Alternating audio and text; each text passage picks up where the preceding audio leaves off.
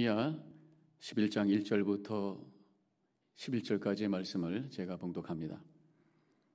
백성의 지도자들은 예루살렘에 거주하였고 그 남은 백성은 제비 뽑아 10분의 1은 거룩한 성 예루살렘에서 거주하게 하고 그 10분의 9는 다른 성읍에 거주하게 하였으며 예루살렘에 거주하기를 자원하는 모든 자를 위하여 백성들이 복을 빌었느니라.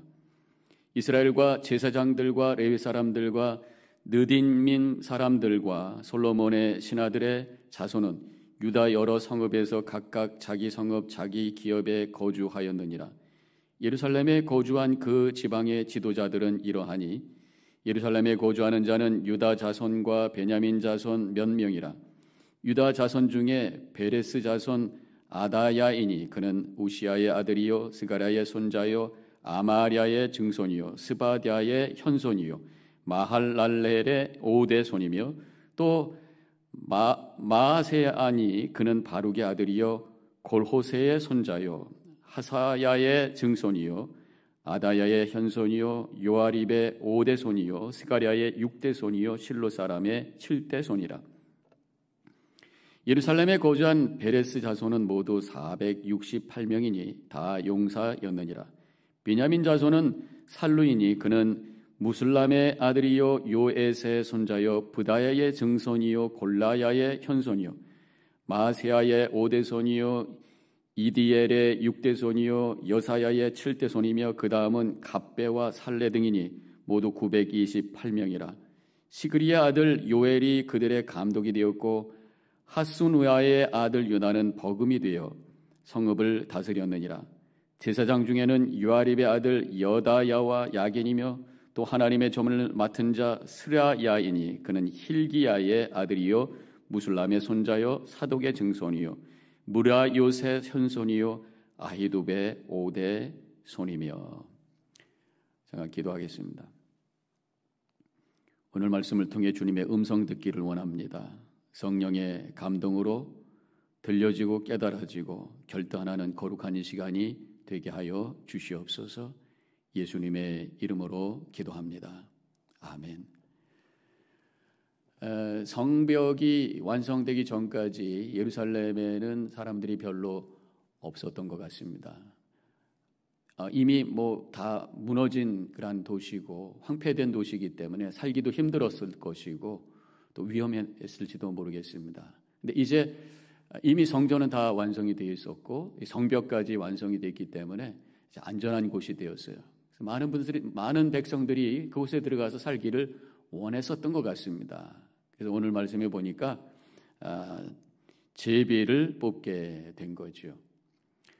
거기에 일정한 수의 사람들이 들어가 살아야 되기 때문에 너무 많은 사람이 들어가도 안 되고 너무 적은 사람이 들어가도 안 되고 그래서 이제 제비를 뽑아서 10분의 1의 사람들만 들어가서 있게 합니다.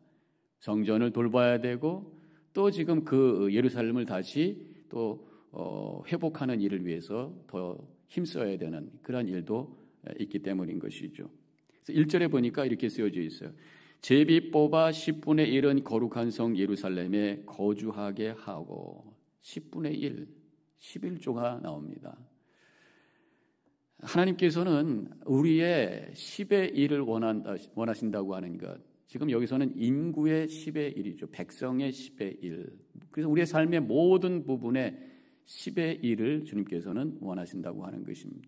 우리는 하나님의 것이에요. 100% 하나님의 것입니다.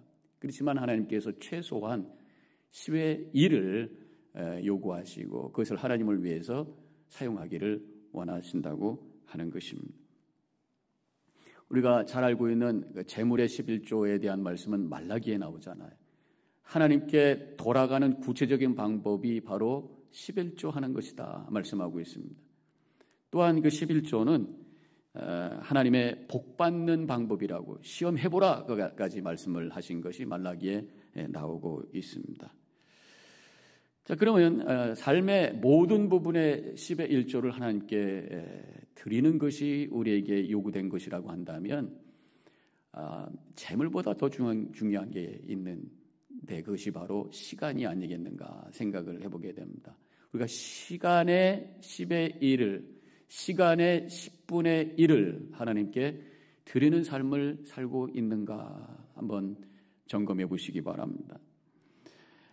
나의 삶의 10%는 하나님 섬기고 예배하고 기도하고 말씀 묵상하고 복음 전하고 전도하고 다른 사람 섬기는 일로 사용하기를 원하시는 것이 하나님의 뜻이라는 것입니다. 제가 한번 계산을 해봤어요. 하루가 24시간인데 우리가 잠자는 시간 7시간에서 8시간 자는 게 건강하다고 그러니까 7시간 잔다고 그러고 준비하고 어쩌고 하면 8시간은 떼놓을게요. 그러면 하루에 16시간은 내가 일하고 먹고 쉬고 또 이렇게 지내는 그런 시간이잖아요. 그럼 일주일을 계산을 해보면 112시간이 되는 것입니다. 여기에 11조가 11시간, 일주일에 11시간을 하나님을 위해서 우리가 사용하는 것이 주님의 뜻이라고 하는 것입니다. 그렇다면 이것을 하루로 나누면 적어도 1시간 반 정도, 하루에 1시간 이상 말씀 보고 기도하고 뭔가 주님을 위해서 쓸 수 있는 삶을 살아야 우리가 믿음 안에 제대로 사는 것이라고 하는 것 한번 우리가 확인해 보세요. 어떻게 우리가 살고 있는지.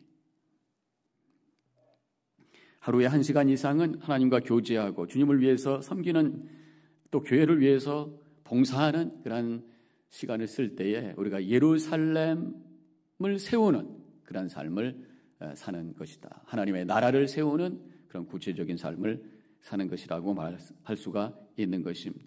지금 10분의 1의 백성을 결정하기 위해 사용한 것이 제비 뽑는 것이, 제비 뽑았다고 하는 것은 사람의 결정이 아니라 하나님의 선택이라는 의미가 그 속에 있습니다.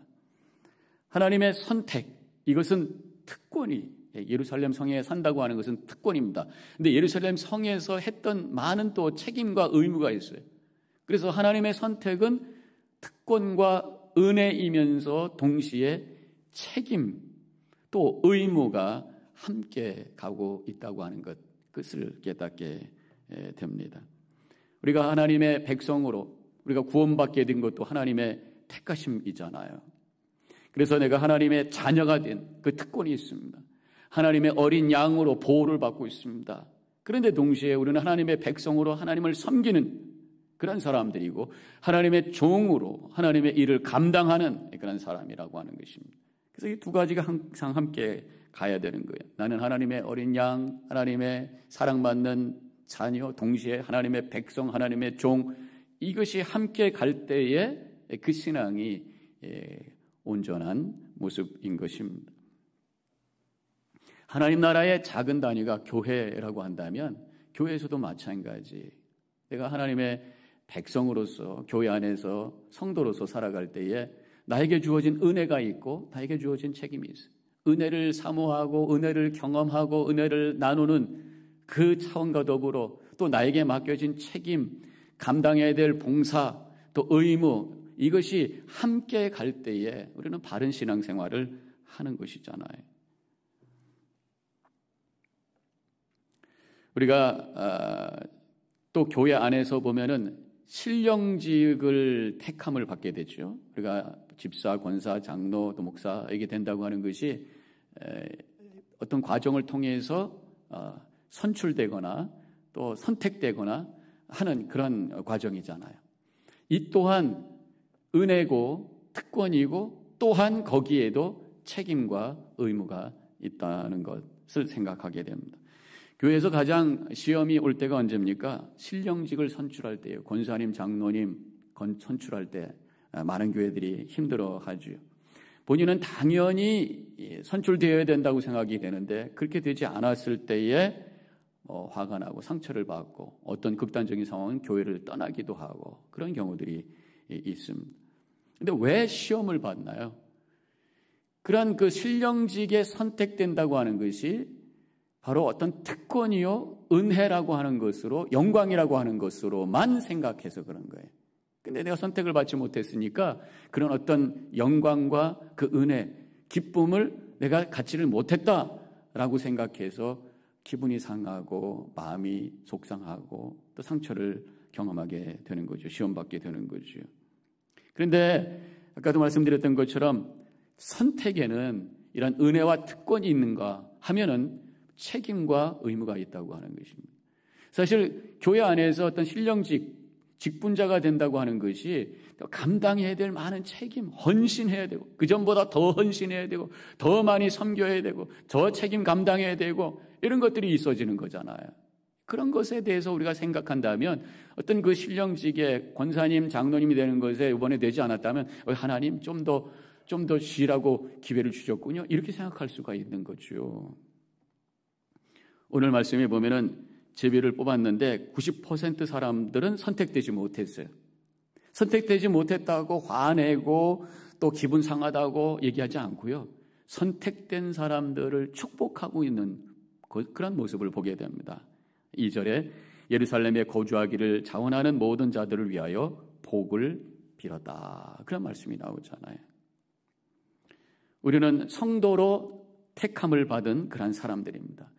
그 택해 주신 나에게 성도가 되도록 은혜 주신 믿음을 주신 하나님께 감사하고 또 나에게 주신 책임이 무엇인가를 알고 감당할 수 있는 결단이 있어야 되는 줄로 믿습니다.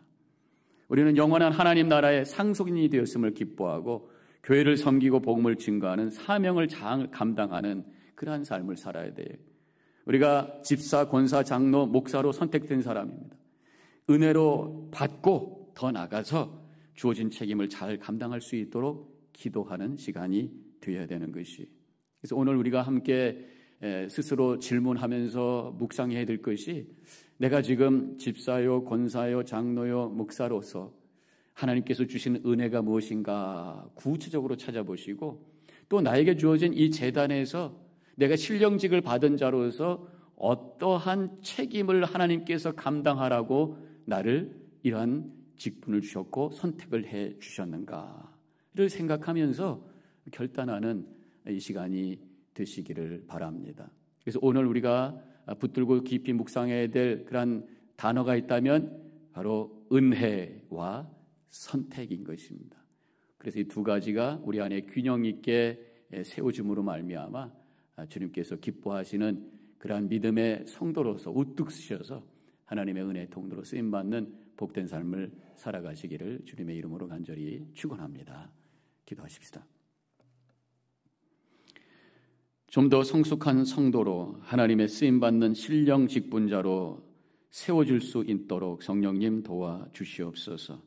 그래서 주어진 우리 교회가 이 세상에 하나님 나라의 교두보가 되어서 거룩한 영향력을 끼칠 수 있는 제단으로 세워지게 하옵시고 그 일에 쓰임받는 우리 모두가 되게 하여 주시옵소서. 예수님의 이름으로 기도합니다. 아멘.